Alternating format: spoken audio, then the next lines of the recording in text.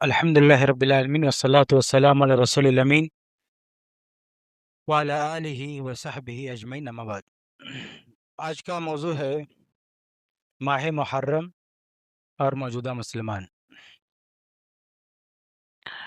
اس موضوع کو ہم 3 حصوں میں بانٹ سکتے ہیں۔ پہلا کہ ماہ محرم کی فضیلت کیا ہے،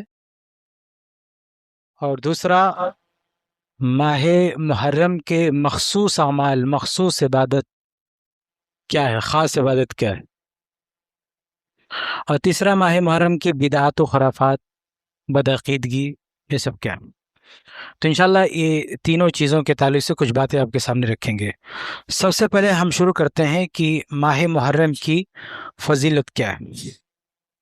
تو ماہ محرم کی فضیلت میں 2 چیزیں پیش کی جا سکتی ہیں۔ سب سے پہلی چیز یہ کہ یہ حرمت کا مہینہ ہے۔ اسلامی سال کے 12 مہینوں میں 4 مہینے حرمت کے ہیں۔ اللہ نے قرآن میں کہا سورہ توبہ میں، ان عدت الشہور عند اللہ 12 شہرا فی کتاب اللہ یوم خلق السماوات والارض منها 4 حرم، کہ اللہ تعالیٰ نے جب سے زمین و آسمانوں کو پیدا کیا ہے 12 مہینے ہیں جن میں 4 حرمت کے ہیں۔ قرآن کہتا ہے 4 مہینے حرمت کے، یعنی احترام کے، اہمیت کے حامل ہیں۔ لیکن یہ چاروں کون ہے، یہ قرآن میں نہیں ہے، لیکن صحیح بخاری کی حدیث میں ہے۔ ابو بکرہ رضی اللہ تعالی عنہ، ابو بکر نہیں، ابو بکرہ دوسرا صحابی ہے، ابو بکرہ رضی اللہ تعالیٰ عنہ فرماتے ہیں کہ اللہ کے نبی صلی اللہ علیہ وسلم خطبہ دینے کے لیے کھڑے ہوئے اور اس میں فرمایا کہ السنۃ 12 شہرا، سال کے 12 مہینے ہوتے ہیں، منہا 4 حرم، 4 حرمت کے ہیں۔ یہ تو قرآن میں بھی ہے، لیکن آگے ہمارے نبی صلی اللہ علیہ وسلم اس کی تفصیلات بتا رہے ہیں۔ ثلاث متوالیات، 3 مہینے تو مسلسل ہیں، وہ کیا ہیں؟ ذوالقعدہ، ذوالحجہ، المحرم۔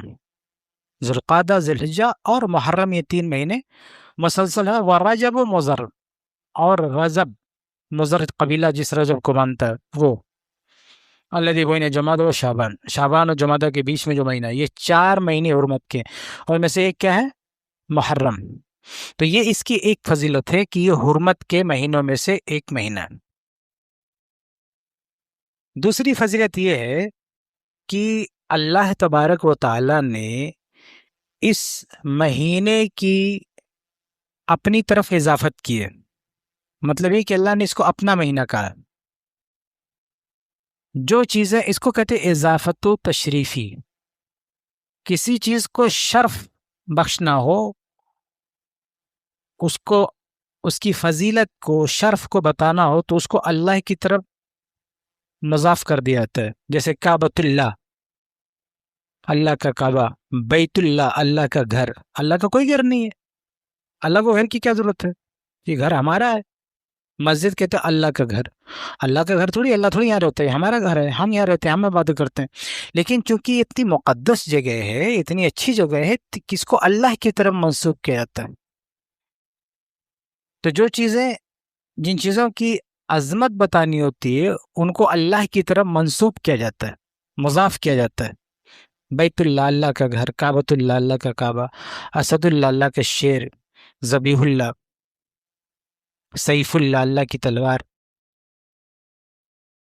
ایسے ذل اللہ، اللہ کا سایہ۔ قیامت کے دن جو سایہ ہوگا نا، جس میں 7 قسم کے لوگ ہوں گے، وہ سایہ اصل میں عرش کا ہوگا، لیکن صحیح بخاری کی حدیث میں کیا ہے؟ سبعۃ یظلھم اللہ فی ظلہ، کہ 7 قسم کے لوگوں کو اللہ اپنے سائے میں جگہ دے گا۔ ظلہ، اللہ نے اس کو ظل اللہ کہا، اللہ کا تھوڑی سایہ ہے، اللہ کا سایہ نہیں ہے، کیونکہ دوسری حدیث میں وضاحت ہے کہ یہ عرش کا سایہ ہے، لیکن اس سائے کو اللہ نے اپنا سایہ کہا۔ اسے پتہ چلتا ہے کہ سایہ کوئی بری چیز نہیں ہے۔ ہاں، اگر بری چیز ہوتی تو کبھی بخاری کی حدیث میں اس سائے کی اضافت اللہ کی طرف نہیں ہوتی۔ اللہ کا سایہ نہیں ہے لیکن اضافت کی گئی۔ ہمارے کچھ مسلمان کہتے ہیں نا کہ اللہ کے رسول کا سایہ نہیں تھا، کیوں؟ کہتے سایہ مان لیں گے تو اللہ کی قسم کی توہین ہوگی. کوئی سایہ کچل سکتا ہے، حالانکہ سایہ کوئی کچل ہی نہیں سکتا ہے.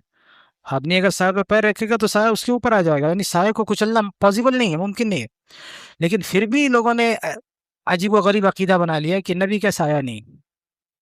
مسئلہ کا سایہ کو بری چیز ہے، یعنی کہ حدیثوں میں ہے سایہ ہے، تو سایہ کوئی بری چیز ہوتی تو اللہ کی طرف منسوب نہ کیا تھا. تو ذل اللہ، اللہ کا سایہ. ایسے صحیح مسلم کی حدیث میں کیا ہے، اللہ کے نبی صلی اللہ علیہ وسلم فرماتے ہیں کہ افضل الصیام بعد رمضان شہر اللہ المحرم، کہ رمضان کے بعد سب سے بہترین روزے شہر اللہ، اللہ کے مہینہ محرم کے روزے. تو اس مہینے کو اللہ کا مہینہ کہا گیا. تو یہ دوسری فضیلت ہے اس مہینے کی کہ اس کو اللہ نے اپنی طرف مضاف کیا ہے. ٹھیک ہے، یہ دو فضیلتیں ہیں. اس کے علاوہ اچھا، یہ شہر اللہ کیوں کہا، محرم کو شہر اللہ کیوں کہا؟ اس کی وجہ یہ ہے کہ زمانے جاہلیت میں اس مہینے کا نام تھا سفر. اس کے بعد والا جو مہینہ اس کا نام بھی سفر ہے، محرم سفر. لیکن پہلے نام کیا تھا؟ دونوں کا سفر نام تھا، سفر اول سفر ثانی. جیسا ربیع الاول ربیع ثانی، وہ آج بھی ربیع کا مہینہ ربیع اول ربیع الثانی. تو ایسے سفر اول سفر الثانی، جمادہ الاولی جمادہ الاخری. تو ایسے سفر الاول سفر ثانی تھا، لیکن سفر اول کو چینج کیا گیا، اس کا نام محرم رکھا.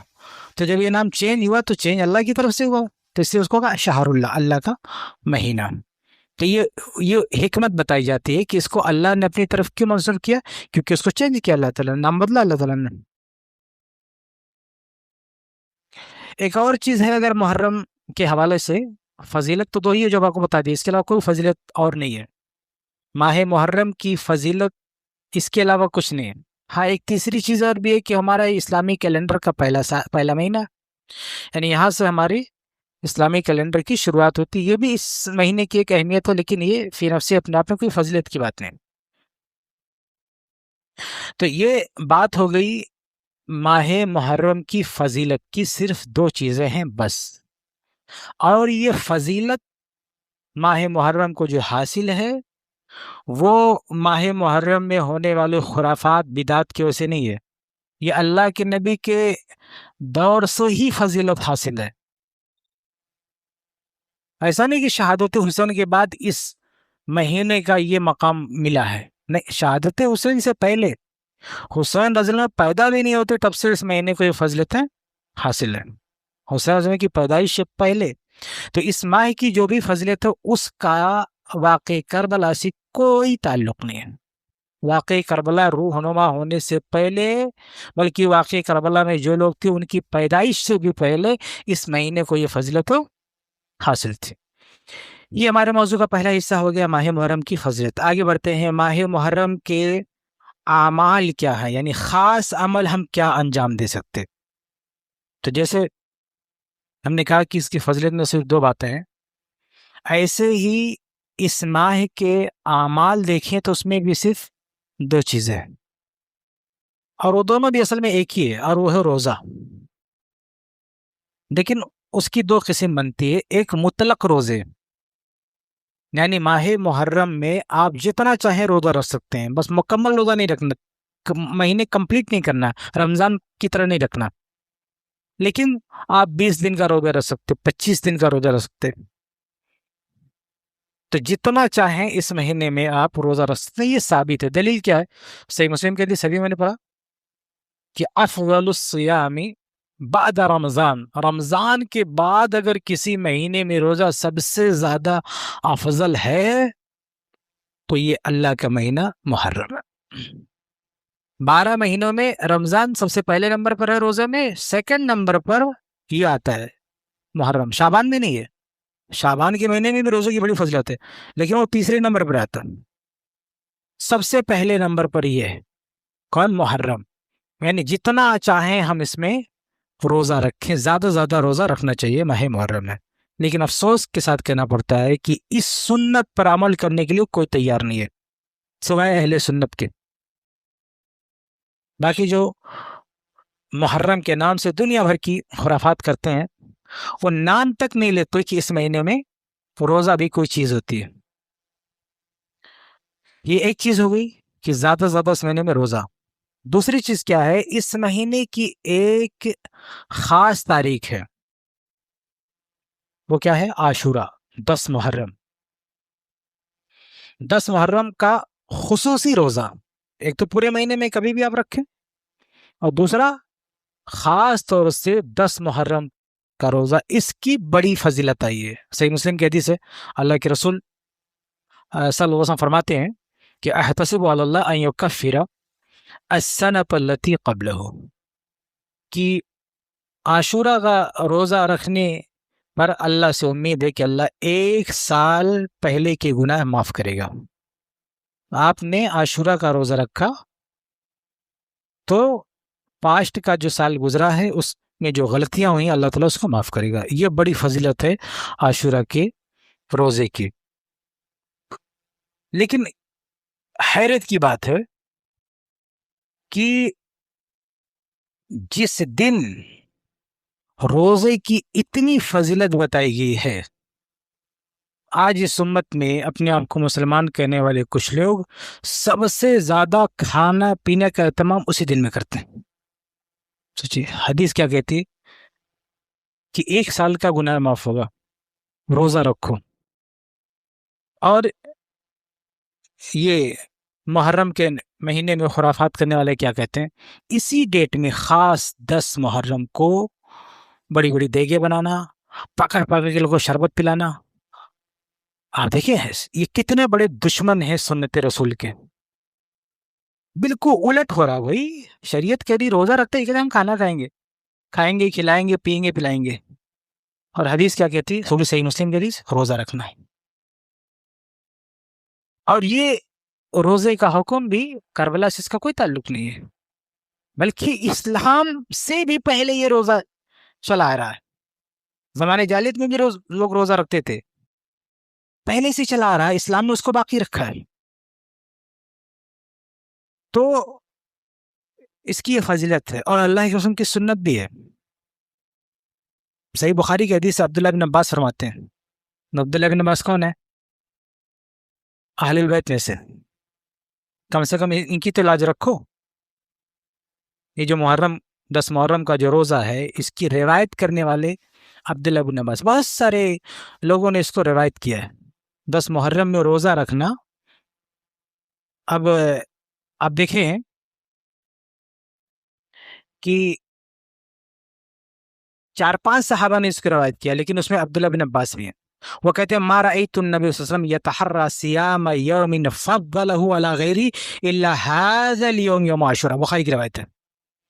عبداللہ بن عباس فرماتے ہیں کہ میں نے یہ جو دن ہے 10 محرم کا، عاشورہ کا، اس سے زیادہ اللہ کے نبی کو کسی اور دن کے روزے کا اہتمام کرتے ہوئے نہیں دیکھا۔ یہ بخاری کی روایت ہے، صحیح بخاری حدیث نمبر 2006، صحیح بخاری کی حدیث 2006۔ اہل بیت راوی ہیں، وہ کہتے ہیں کہ نبی اس دن سے زیادہ، یعنی جتنی بھی فضیلت کے روزے ہیں ان سب میں سب سے زیادہ اہتمام اگر اللہ کے کسی روزے کا کرتے تھے تو یہ۔ آپ سوچیں، اللہ کے نبی کا قول بھی ہے، فضیلت بھی ہے، عمل بھی ہے، لیکن یہ امت کہاں جا رہی ہے؟ اس دن سب سے زیادہ کھائیں گے۔ یہ محبت رسول ہے، یہ اہل بیت سے محبت ہے، کہ اہل بیت میں اللہ کے نبی سے بڑا کون ہو سکتا؟ بتائیے۔ اگر اہل بیت میں سے کسی کو بھی فضیلت حاصل ہے تو نبی کی وجہ سے، اور نبی اس دن روزہ رکھ رہے ہیں اور سب سے زیادہ اہتمام کریں، آپ سب سے زیادہ اسی دن کھا رہے ہو، کائی کیا اہل بیت بھی؟ یہ تو حوصلہ ہے۔ اللہ کے نبی سب سے زیادہ اہتمام کر رہے ہیں روزے کا، اہل بیت فضیلت بیان کر رہے ہیں،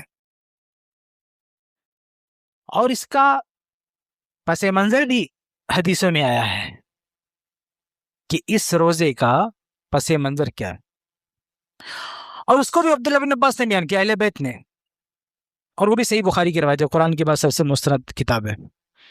عبداللہ بن عباس فرماتے ہیں کہ قدم النبی صلی اللہ علیہ وسلم المدینہ، اللہ کے رسول مدینہ آئے، فرأى الیہود تصوم یوم عاشورہ، دیکھا کہ یہودی عاشورہ کا روزہ رکھتے ہیں، تو کہا یہ کیا ہے؟ تو کہا ھذا یوم صالح، हादा यौमुन नज्जा अल्लाहु बनी इसराइल मिन अदुव्विहिम, ये बड़ा नेक दिन है, अल्लाह ने इस दिन बनी इसराइल को फिरौन से निजात दी थी। उसके बाद क्या हुआ, जब फिरौन से निजात दी थी तो मूसा अलैहिस्सलाम ने फसामहु मूसा अलैहिस्सलाम ने रोजा रखा। इस दिन शुक्राने का मूसा अलैहिस्सलाम ने रोजा रखा। यहूदी आज भी रोजा रखते हैं।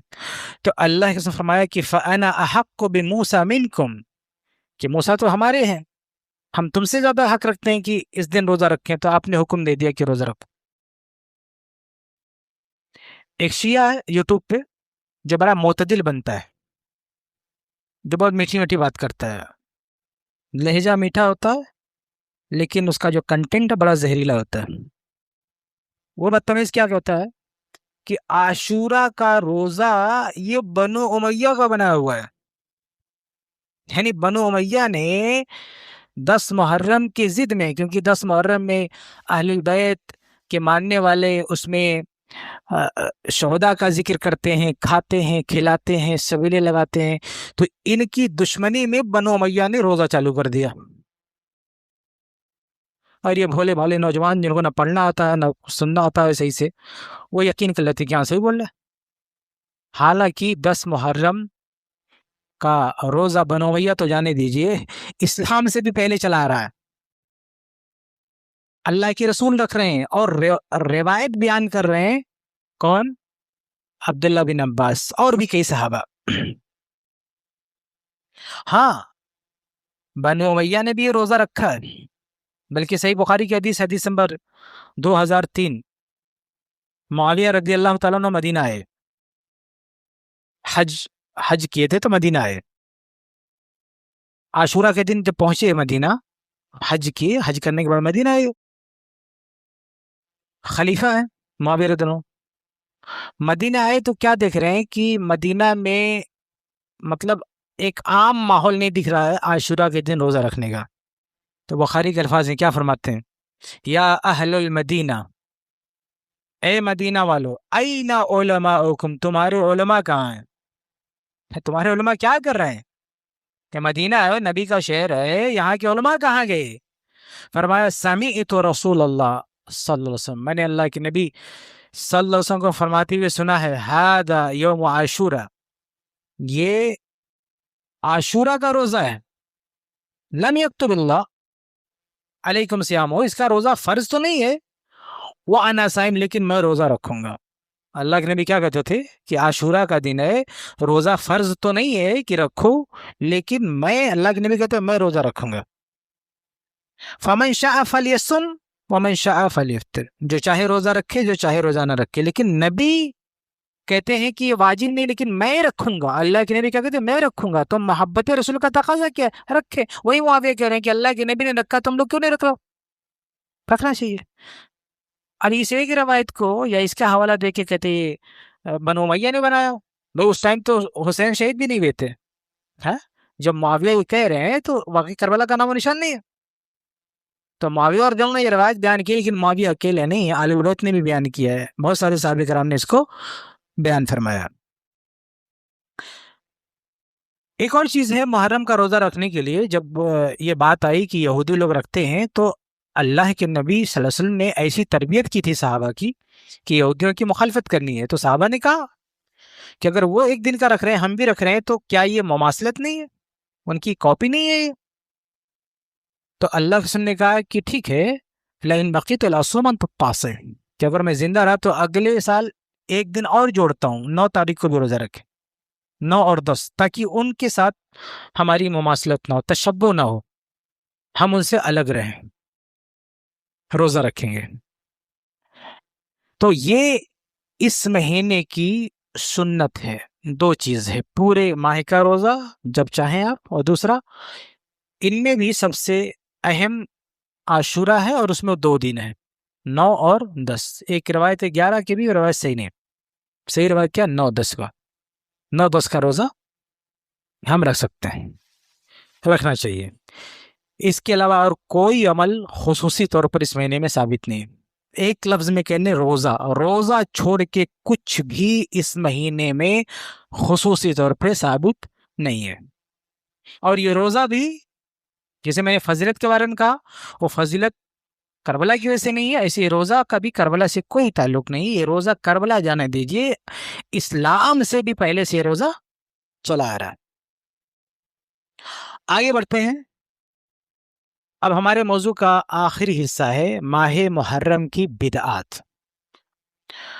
تو ماہ محرم کی جو بھی بدعات ہیں ان سب کا سرا جا کے وہیں سے جڑتا ہوا واقعی کربلا سے، وہیں سے نکل کے ساری بدعتیں آئیں.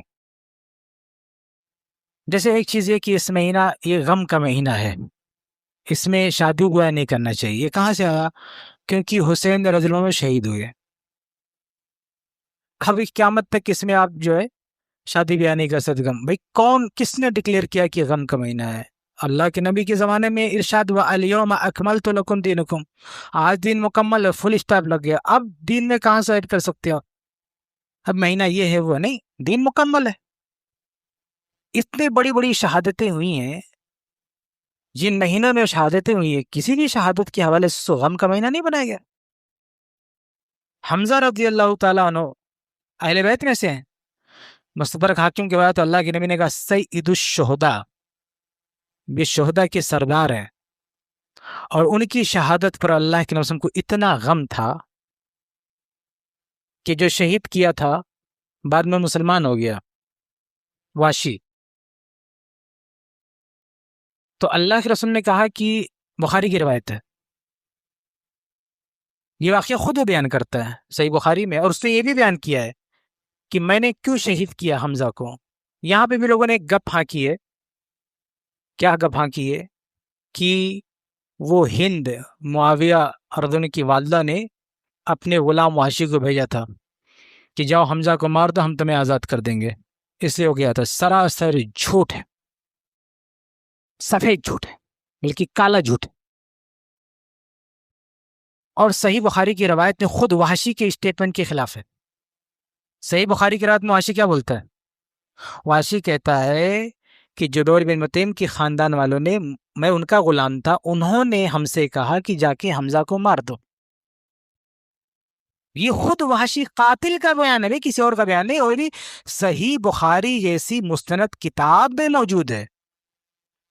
لیکن یہ امت قصہ کہانی سننے کتنی شوقین ہے کہ صحیح بخاری کی اس روایت کو پس پش ڈال کے اور ان تاریخی خرافات پر یقین رکھی ہوئی ہے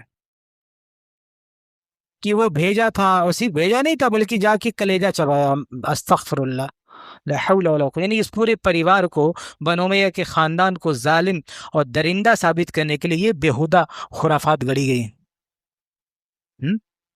ایک شخص ہے نا جو کتابیں سجا کے سب کو کہتا ہے ہم بخاری مسلم بخاری مسلم. اس سے کسی نے پوچھا، کیا پوچھا؟ سب کو سکھاتا نا کہ بھئی علمی کتابی بنو، لوگوں پہ بھروسہ مت کرو. یہ بھی ایک گپ ہانکتا ہے کہ کلیجہ جا کے چبایا. کسی نے پوچھا اس کی سند کہاں بھئی کہاں ہے؟ تو کہا اگر یہ صحیح نہیں ہوتا تو رسالہ فلم میں کیوں آتا، میسج فلم میں کیوں آتا؟ یہ تو دعویٰ کیا ہے؟ ہم علمی اور دلیل فلمی، وہاں سے دلیل لیں گے. تو اس طرح سے الو بناتے ہیں اور نوجوانوں کو کون سمجھائے؟ اتنا بڑا گپ آدمی ہانکتا ہے. اور صحیح بخاری کی روایت میں موجود ہے. بندہ کہتا ہے ہم سب آپ کو صحیح بخاری صحیح مسلم کی روایتوں پڑھ کے بتا رہے. جھوٹ بولتا ہے، اس کی اوقات نہیں پڑھتے صحیح مسلم صحیح بخاری کی روایت کو، نا کبھی نہیں پڑھ سکتا. صحیح مسلم کی روایت میں عباس رضی اللہ عنہ نے علی رضی اللہ عنہ کے بارے میں جو کچھ کہا ہے زندگی نہیں پڑھ سکتا. اتنا سخت جملہ کسی بھی صحابی کو کسی دوسرے صحابی نے نہیں کہا، لیکن علی کو کہا ہے، عباس نے، دونوں اہل بیت میں سے نہیں پڑھے گا. تو اسامہ بن زید رضی اللہ عنہ کا بیان صحیح بخاری میں جنگ جمل کے بارے میں کیا کہا؟ نہیں پڑھ کے سنا سکتا کبھی، وہ نہیں پڑھ سکتا، اس کی ہمت نہیں پڑے گی. یہ گپ ہانکتا ہے کہ ہم آپ کو بخاری پڑھ کے سنا رہے ہیں. یہ بخاری میں لکھا ہوا ہے کہ وحشی کہتا ہے جبیر بن مطعم کے خاندان نے ہم کو بھیجا تھا، ان کے کہنے کی وجہ سے ہم نے ان کو مارا حمزہ کو. کبھی نہیں پڑھ کے بتا سکتا ہوئے. وہ تاریخی روایتیں لا کے ادھر ادھر کی جھوٹی روایتیں. بات کہیں اور چلی گئی. میں کہاں سے شروع کر رہا تھا؟ یہ بیچ میں بات آ گئی تو میں نے وضاحت کر دیا. وحشی جب اللہ کے نبی کے پاس آیا تو اللہ کے رسول نے کیا کہا؟ اس کا اسلام قبول ہے، اس کا ایمان بھی قبول ہے، سب کچھ ٹھیک ہے، لیکن اللہ کے رسول نے گزارش کی کہ کیا یہ ہو سکتا ہے کہ تم میرے سامنے مت آنا، صحابی ہیں ٹھیک ہے کوئی مسئلہ، لیکن میرے سامنے نہیں آنا، کیونکہ تم کو دیکھوں گا تو حمزہ کی یاد آئے گی، اور میں ایسا نہیں چاہتا۔ اتنی شدید محبت اللہ کے رسول کو حمزہ سے، لیکن نہیں چاہتے ہیں کہ غم تازہ ہو۔ حمزہ جو صحابی یہ مسلمان ہو چکا، توبہ کر چکا ہے، واشی جو توبہ کر چکا، مسلمان ہو چکا، اللہ کے نبی نے کہ دور رہو، میرے پاس آؤ گے تو یہ غم تازہ ہوگا، میں نہیں چاہتا ہے۔ جو اسلامی تاریخ کا سب سے بڑا شہید، سید الشہداء، اللہ کے نبی نہیں چاہتے اس کا غم تازہ ہو، اور تم ہر محرم میں بیٹھ کے محفلیں سجاتے ہو، ذکر شہداء، سب سے سید الشہداء کا ذکر اور ان کی یاد کرنا اللہ کے نبی کو گوارا نہیں، کہ کوئی ایسا واقعہ ہو، کوئی ایسا چہرہ سامنے آئے کہ مجھے وہ یاد دلا دے شہادت کو، اللہ کے نبی نہیں چاہتے، اور تم مجلسیں سے جاتے ہو، پوری دنیا کو بتاتے ہو یہ ہوا تھا وہ ہوا تھا۔ تو کہنے کا مطلب یہ کہ اس واقعے سے، واقع کربلا سے ہر طرح کی بدعت و خرافات جو ہے جڑی ہوئی ہے، اور یاد رہے کہ ماہ محرم کے بعد میں جو جھوٹے فضائل گڑے گئے ہیں ان کی کوئی حیثیت نہیں ہے، صرف 2 فضیلت تھی جو میں نے بتا دیا، اس کا بھی کربلا سے کوئی تعلق نہیں ہے، باقی کربلا سے جوڑ کے جو باتیں بتائی جاتی ہیں ان کی کوئی حقیقت نہیں، صرف اتنا موٹی بات آپ سمجھ لیں، دین مکمل ہے نبی کے زمانے میں، نبی کے بعد کیا چیز ایڈ ہو سکتی، کچھ نہیں ایڈ ہو سکتا۔ تو جو بدعت و خرافات ایجاد کی گئی ہیں واقع کربلا سے جوڑ کے، اور یہاں پہ میں آپ کو بتا دوں کہ واقع کربلا کے پیچھے جو لوگ تھے وہ کوئی نئی سازش نہیں ہے، اس سے پہلے آپ دیکھیں گے تو اسلام میں جتنا خون خرابہ ہوا سب ایک قوم کے اشارے پر ہوا ہے۔ اسلام میں سب سے پہلی بدعت کہاں سے آئی ہے؟ خوارج، سب سے پہلا فرقہ جو آیا، سب سے پہلا جو اختلاف خوارج، یہ خوارج کون تھے؟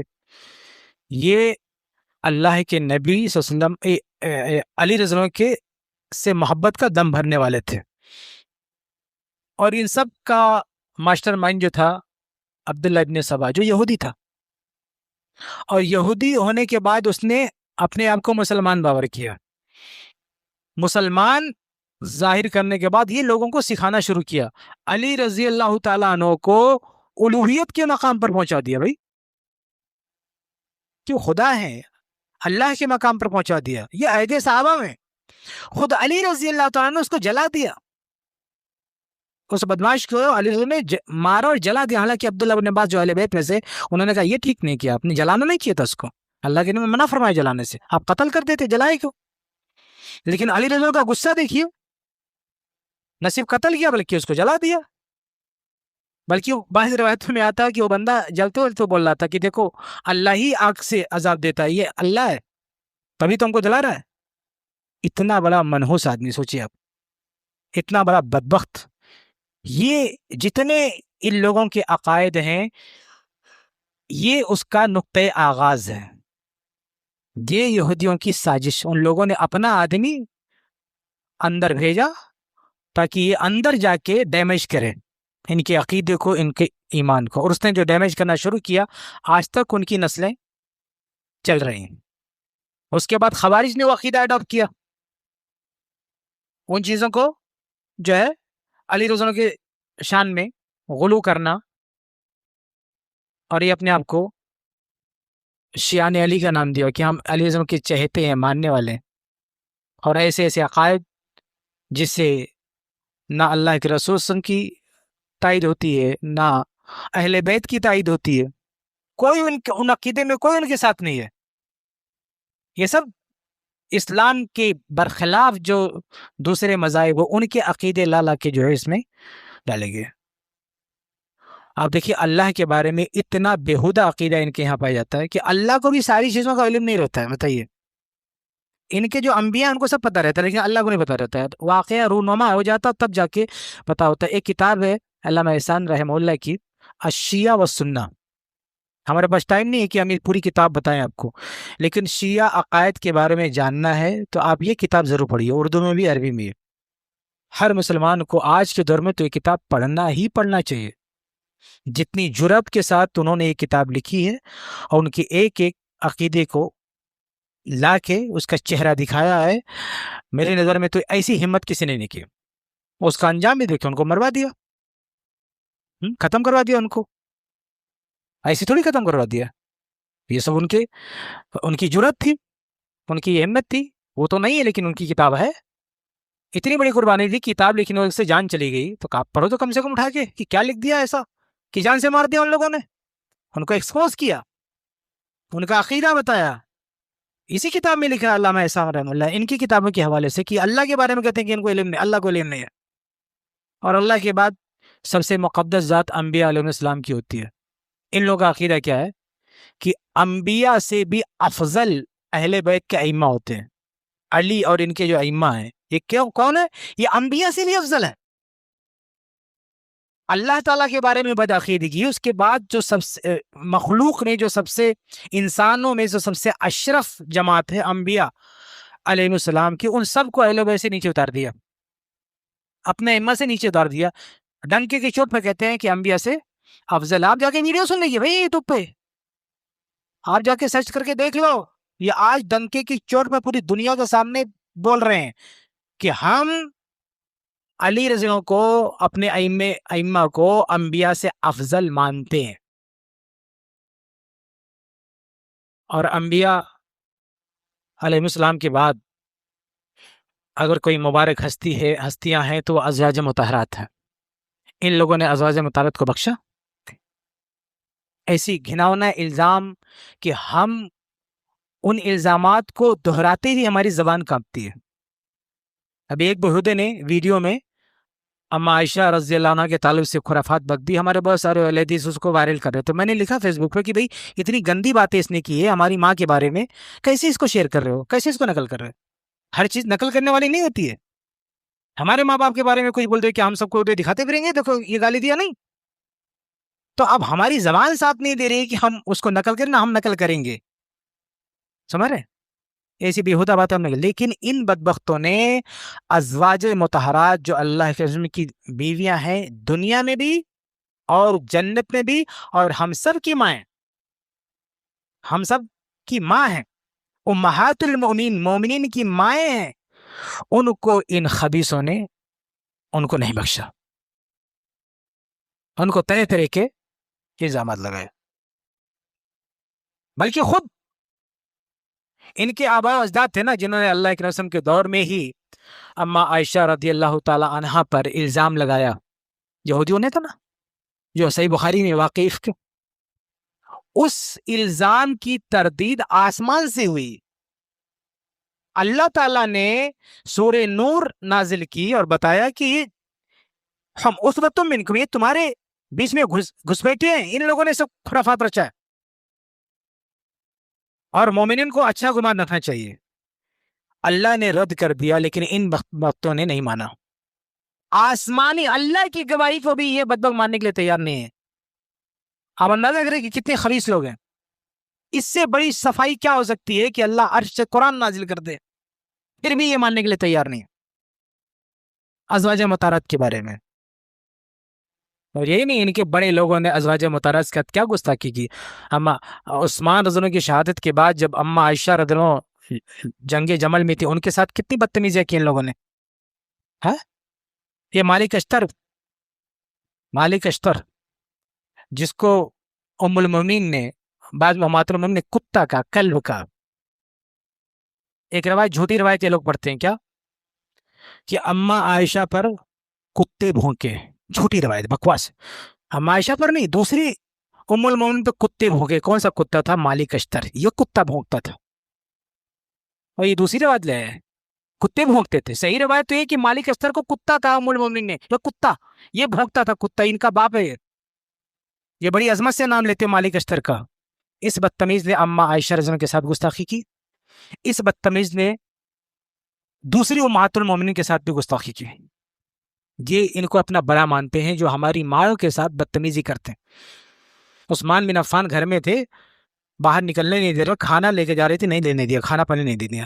اور یا شور مچاتے ہیں کہ حسین کا پانی بند کر دیا. بدبختو، تمہارے باپ دادا نے عثمان بن عفان کا پانی بند کیا، کھانا بند کیا، اور ہم سب کی مائیں جا رہی تھی کھانے لے کے، ان کو مار دیا ہم نے، وہ گرتے گرتے بچی وہ، اور کہتے حسین نے پانی بند کیا تھا، جھوٹے مکار، عثمان بن عفان نے پانی بند کیا تمہارے باپ دادا نے، صحیح روایتیں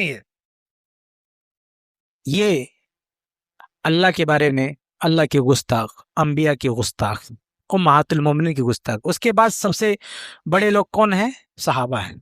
صحابہ کو چھوڑا، 4 لوگوں کو چھوڑ کے سب کو مرتد بولتے، یعنی ان بدبختوں کی نظر میں صرف 4 صحابی بچے رہ گئے اور باقی سب کے سب مرتد ہو گئے۔ آپ سوچے، جو آخری نبی ہے، امام الانبیاء ہے، جن کو پوری دنیا کی کا نبی بنا کے بھیجا گیا، ان کے اپنے شاگرد، اپنے اصحاب کی یہ حالت ہو سکتی ہے کہ صرف 4 بچے باقی سب مرتد ہو جائے؟ نہیں، ایسا ہرگز نہیں ہو سکتا۔ اللہ کے رسول نے کتنی حدیثوں میں 10 صحابہ اکرام کو تو نام سے جنتی قرار دیا، تمام اہل بدر کو جنتی کہا، تمام مہاجرین کو جنتی کہا، تمام اہل بیت رضوان کو جنتی کہا، مطلب ایک ایک گروپ کو مینشن کر کر کے جنتی کہا ہے۔ اور یہ منحوس جماعت کیا کہتی ہے؟ باقی سب کیسے مرتد ہو گئے؟ وہ جب ڈکلیئر کر دیا گیا، جنت کی سرٹیفکیٹ دی گئی، تو اللہ کو معلوم ہے کہ مستقبل میں کیا کریں گے۔ اگر وہ مرتد ہونے والے ہوتے تو کبھی جنتی نہیں کہا جاتا ان کو۔ یہ مرتد، یہ ارتداد کا فتنہ جو ابو بکر صدیق رضی اللہ عنہ کے دور میں آیا، اس کے پیچھے بھی انہی فارسیوں کی سازش تھی، انہی بدماشوں کی سازش تھی۔ تو یہ صحابہ کرام کو بھی ان لوگوں نے گالیاں دیتے ہیں، صحابہ کرام کو۔ خلیفہ اول ابو بکر صدیق رضی اللہ تعالیٰ عنہ، خلیفہ ثانی عمر ابن خطاب رضی اللہ تعالیٰ عنہ کو کیسے، اب دیکھیے سعودی عرب میں جو ہے کتبہ نکلا ہے، آثار قدیمہ کی جو ٹیم تھی اس نے ایک نکالا، اس میں لکھا ہے کہ اللہ ولی عمر ابن خطاب، اللہ عمر ابن خطاب کا ولی ہے، لا الہ الا اللہ، یہ لکھا ہوا ہے۔ کچھ لوگ اندازہ کر رہے ہیں کہ خود عمر ابن خطاب نے لکھا ہوا۔ یہ لوگ فیس بک پہ جا کے دیکھیں کتنے ان کی مطلب کتنا یہ جو ہے پاگل پنتی کی شکار ہے۔ یہ اے آئی سے دوسرا بنا کے یزید کے بارے میں بھلا مذاق اڑا رہے ہیں، اس کا یہ مذاق اڑا رہے ہیں، کیونکہ ان کے بابا اور ان کے پاپیوں کے بارے میں ایسا کچھ نہیں ملا، عمر بن خطاب کے بارے میں مل گیا، اتنی پیاری بات مل گئی، اس دور کی بات مل گئی، تو یہ لوگ اس کا مذاق اڑا رہے ہیں۔ یہ منحوس قوم ہے، بتائیے، گالیاں دیتے ہیں۔ ابھی ایک آدمی جو مارا گیا نا رمضان میں، تو ایک بندہ آ کے ہمارے موبائل پہ کیا لکھ رہا کہ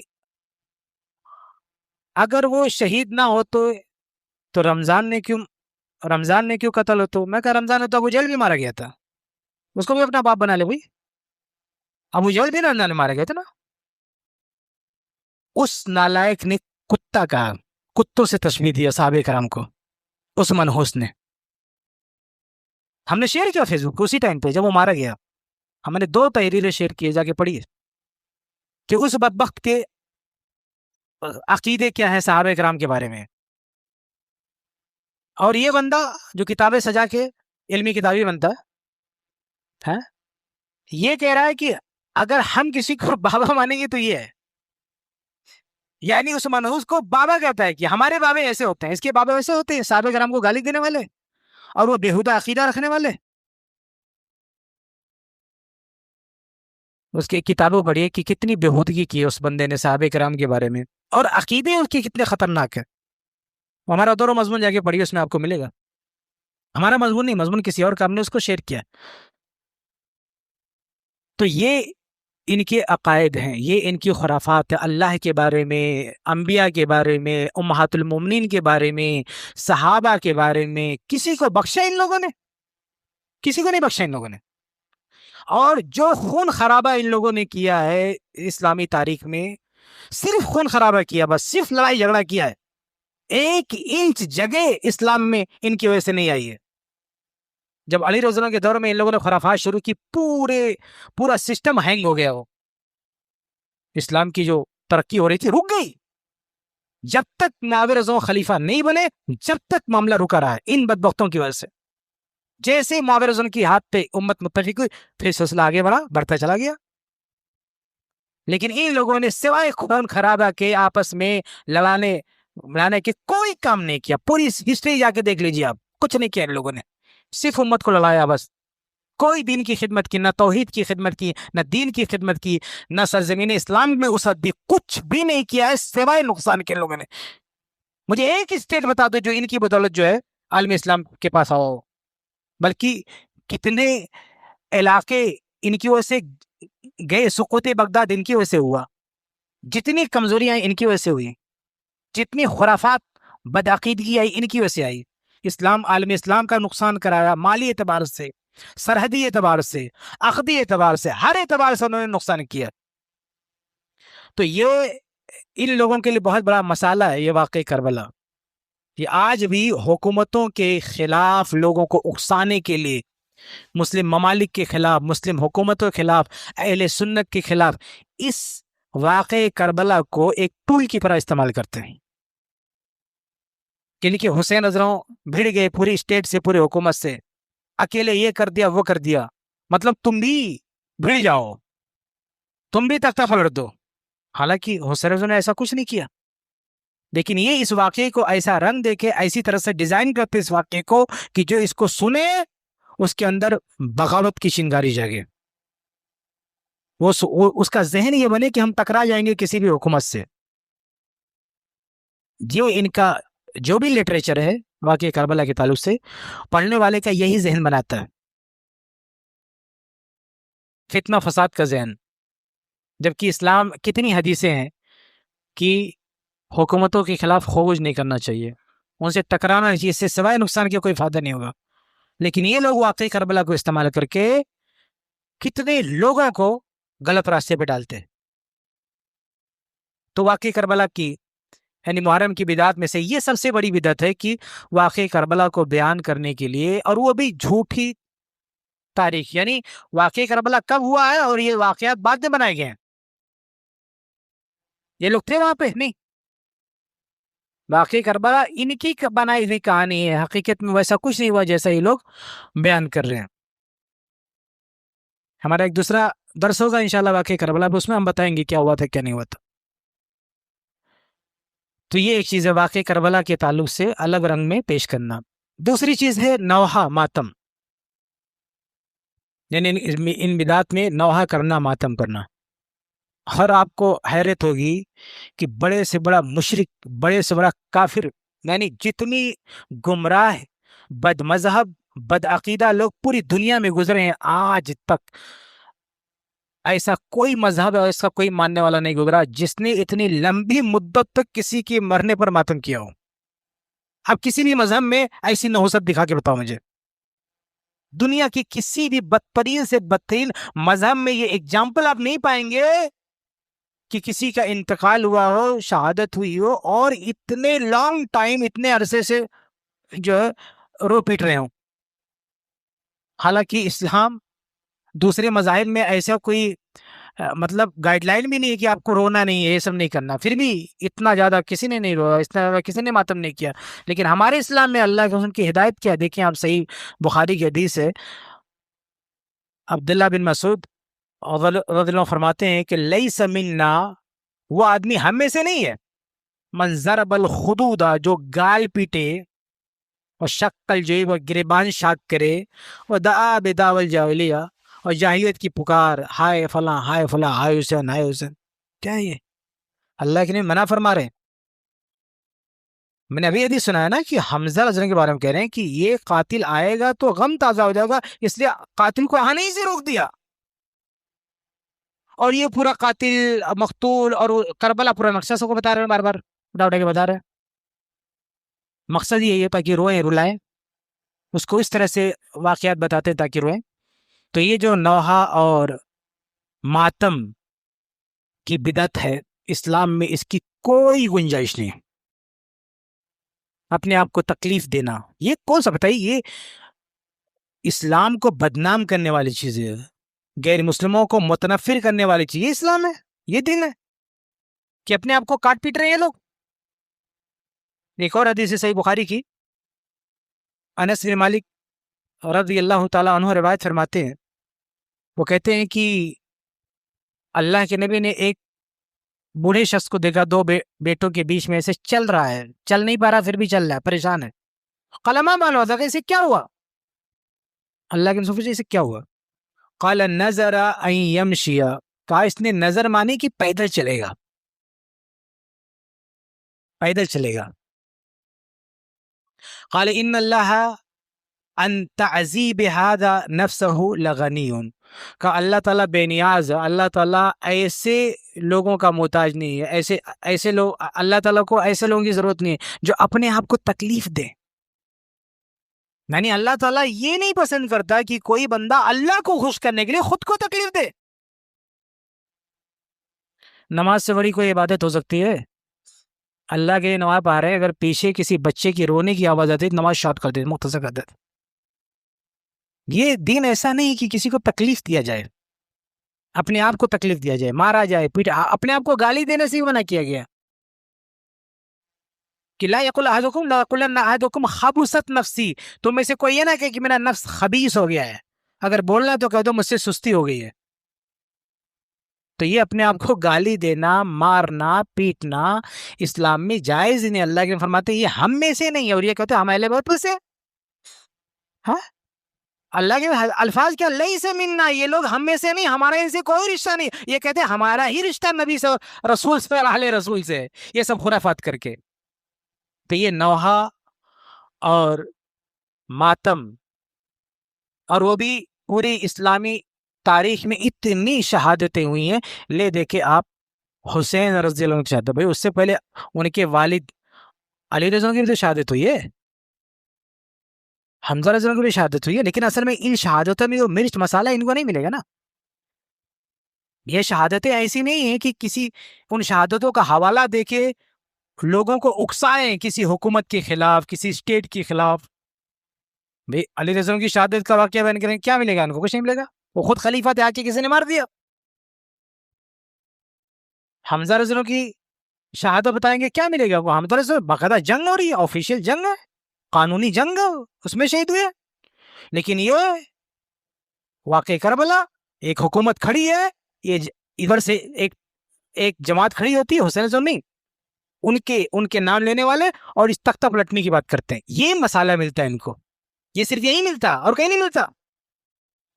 یہ پوری طرح سے ہائی جیک کرتے ہیں دماغ کو، یہ سنا کے دو کو تم بھی ایسے بنو، تختہ پلٹ دو، انقلاب، الٹ دو حکومت، الٹا پلٹا کر دو، جو کرنا کرو، کسی کی کوئی حیثیت نہیں.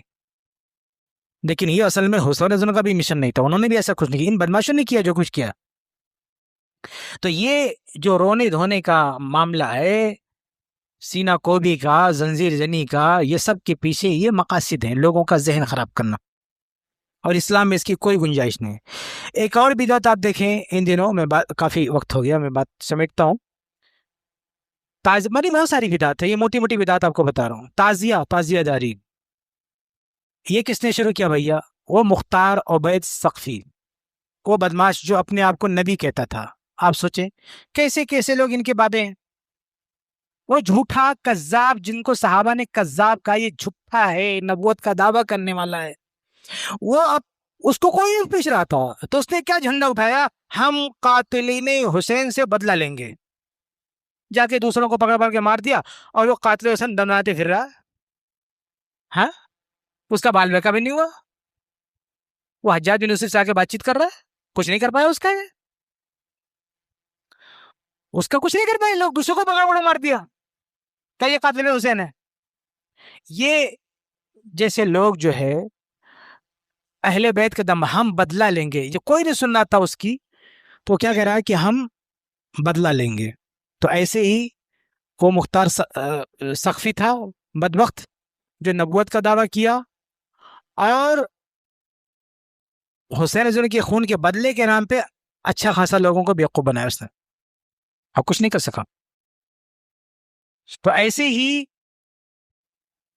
مختار عبید نے یہ بدعت ایجاد کی کہ حسین رضی اللہ عنہ کی قبر کو بنایا اس نے، نہیں چلتی پھرتی قبر کو. بعد میں وہی چیز ترقی کر کے ایک تعزیہ کی شکل. تعزیہ مانے کیا ہوتا ہے؟ یعنی کسی کی مصیبت میں تعزیت کرنا، یعنی تسلی دینا، تو اسی سے وہ لفظ تعزیہ بنا ہے. تو وہ تعزیہ بنا، یعنی وہ حسین رضی اللہ عنہ کی قبر کی کاپی، وہ نقشہ اس میں کھینچتے ہیں، اور وہ تعزیہ بناتے ہیں. اور پھر آگے چل کے باقاعدہ یہاں تک بعض لوگوں نے یہ عقیدہ کر لیا کہ اس میں حسین رضا کی روح آتی ہے، حسین رضا کی روح آتی ہے. بلکہ بامبے میں ایسے ایک جگلر تقریر کر رہا تھا، میں نے خود سنا ہے، وہ کہہ رہا تھا کہ اس تعزیے سے سر اٹھا اٹھا کے دیکھ رہے تھے.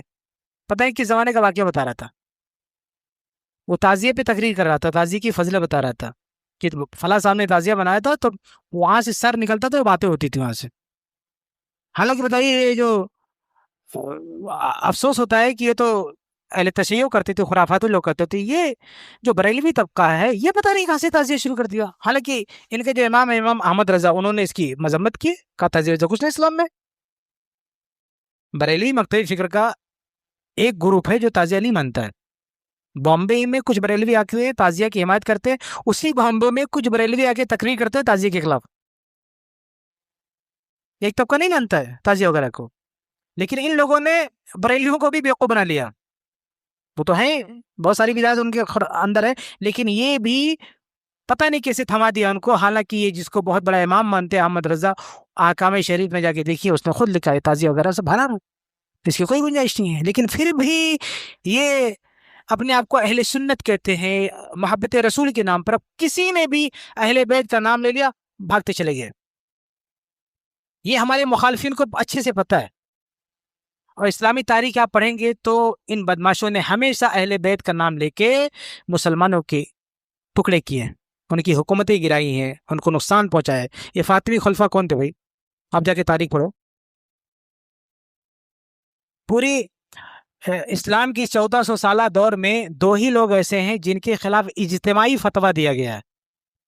ایک ہندوستان میں مرزا غلام احمد قادیانی، جس کو سب نے مل کے کافر کہا، اور دوسرا یہ فاطمی خلفاء ہیں. البدایہ والنہایہ میں امام ابن کثیر نے لکھا کہ باقاعدہ علماء کی ٹیم بیٹھی اور مل کے کہا یہ سب کافر ہیں. ان لوگوں نے ڈھونگ رچا کیا کہ ہم اہل بیت میں سے ہیں، فاطمی ہے، فاطمہ رضی اللہ عنہ کی نسل سے ہیں. ان لوگوں نے کتنا خانہ کعبہ میں جا کے آتنک مچایا، ان لوگوں نے وہاں خون خرابہ کیا، حجر اسود کے ساتھ چھیڑ کھاڑ کیا ان لوگوں نے. یہ اہل بیت کہنے والے، اپنے آپ کو اہل بیت کرنے والے، خانہ کعبہ میں جا کے خون خرابہ کر رہے ہیں، مسلمانوں کو کاٹ رہے ہیں، مار رہے ہیں. اور آج ہماری پاگل نوجوان ہے، ایسے لوگ اہل بیت کا نام لے لیا، علی کا نام لیا، دیوانے ہو گیا ان کے. جبکہ ایک نمبر کے حرام، ہمیشہ مسلمانوں پر وار کرنے والے، ہمیشہ مسلمانوں کا خون بہانے والے. اور عجیب آگے ان کو کوئی جو ہے کوئی بھی اٹھا سٹھا آدمی تماشا مار کے جائے گا تو یہ رپلائی دیں گے دوسرے مسلم ممالک کو. کوئی بھی پیٹ کے جائے گا ادھر ماریں گے، اور آپ نے ان کی ہمت نہیں ہے کہ ان کو آگ دکھا سکے.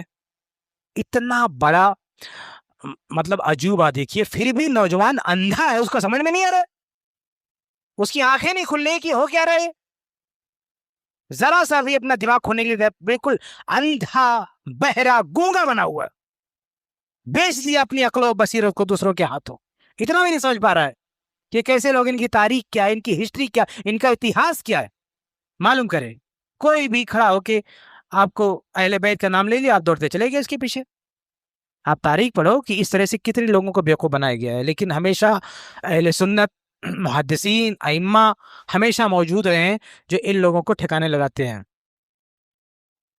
ہر دور میں امام شافعی رحمہ اللہ کی خدمات آپ دیکھیے، ائمہ حدیث نے امام احمد رحمہ اللہ، ان لوگوں نے بڑے بڑے جو ہمارے ائمہ، اس لیے یہ لوگ ہمارے ائمہ کو کافر بولتے. اور ان کا ہے ایک مسئلہ کیا، تقیہ کا. ہاں، جب موقع پائیں گے نا تو کہیں گے، ایک اسٹیٹمنٹ دے دیں گے، نہیں اتحاد ہونا چاہیے مسلمانوں میں، صحابہ کو گالیاں مت دو، صحابہ کو برا بلا مت کو، جو لوگ ہمارے بیچ میں ایسے کرتے ہم ان سے بری ہیں. یہ آن اسٹیج یہ اسٹیٹمنٹ دیں گے، پھر اندر اتریں گے، تقیہ نہیں دو، گالی دو، یہ سب برے ہیں، ہم تو ایسے بول دی، ہمارا تقیہ ہے. سب سے گھٹیا پالیسی ان لوگوں کی تقیہ ہے. 2 چہرے ان کے ہیں، لوگوں کو بیوقوف بنانے کے لیے ایک اسٹیٹمنٹ دے دیں گے یہ غلط ہے، اور ان کی اپنی کتابوں میں گالیاں دیں گے، کتا لکھیں گے. یہ بیہودہ جو برباد ہوا، نابود ہوا، یہ بیان دیتا ہے کہ صحابہ کرام کو گالی مت دو، اپنی کتاب میں صحابہ کرام کو کے لیے کتے کی تعبیر استعمال کرتا ہے. سوچیے کتنا بڑا دوغلا ہے، کتنا بڑا دوغلا آدمی ہے. لیکن یہ لوگ سمجھ نہیں پا رہے، یہ اتحاد کا نعرہ دے کے آپ کو اپنے عقیدے پہ لا رہے ہیں، نہ کہ آپ کے عقیدے پہ لا رہے ہیں. اتحاد کی ڈفلی بجا کے چاہتے ہیں کہ آپ ان کے عقیدے کو مان لو، ان کے دین کو آپ مان لو، اور ہمارا نوجوان اتنی بیتکی باتوں کو، میں تو حیران لیتا ہوں کہ اس کے پاس دماغ نہیں، کھوپڑی کھا لی ہے، کچھ بھی بول دیا، کرنا شروع کر دیا۔ ابھی ممبئی میں بعض مسجدوں میں نے دیکھا کہ کچھ لوگ ہاتھ چھوڑ کے نماز پڑھ رہے ہیں، پتا کیا تو پتا چلا کہ پڑوس کا ایک بندہ نے یہ تبلیغ کر رہا، نہیں وہ دونوں چیز سننے سے ثابت ہے، ہاتھ چھوڑ کے بھی نماز پڑھنا، ہاتھ باندھ کے نماز پڑھنا۔ بھئی ہاتھ چھوڑ کے نماز پڑھنے کی کوئی حدیث ہی نہیں اس طرح سے، کسی بھی کتاب میں ہاتھ چھوڑنے کی سرے سے کوئی حدیث ہی نہیں ہے۔ وہ ایک اثر ہے عبداللہ بن زبیر رضی اللہ تعالیٰ عنہ کا، لیکن ان کی حدیث کیا ہے کہ ہاتھ باندھ کے نماز پڑھنا ہے۔ وہ کسی وجہ سے ہاتھ چھوڑ کے نماز پڑھے، انہوں نے اس کو سنت نہیں کہا، انہوں نے جو حدیث بیان کی ہاتھ باندھ کے، یہ ان کا اپنا پرابلم، اپنا مسئلہ ہے، وہ دل کیسے ہو جائے گا؟ لیکن یہ نوجوان اندھا گونگا بہرا بھاگے چلا جا رہا، کچھ بھی ہوتا رہا۔ تو بھائی اپنی عقل استعمال کرنا چاہیے۔ ان لوگوں نے تعزیہ داری یعنی تعزیہ کے نام پہ کیسی کیسی خرافات لوگوں میں پھیلا دیے۔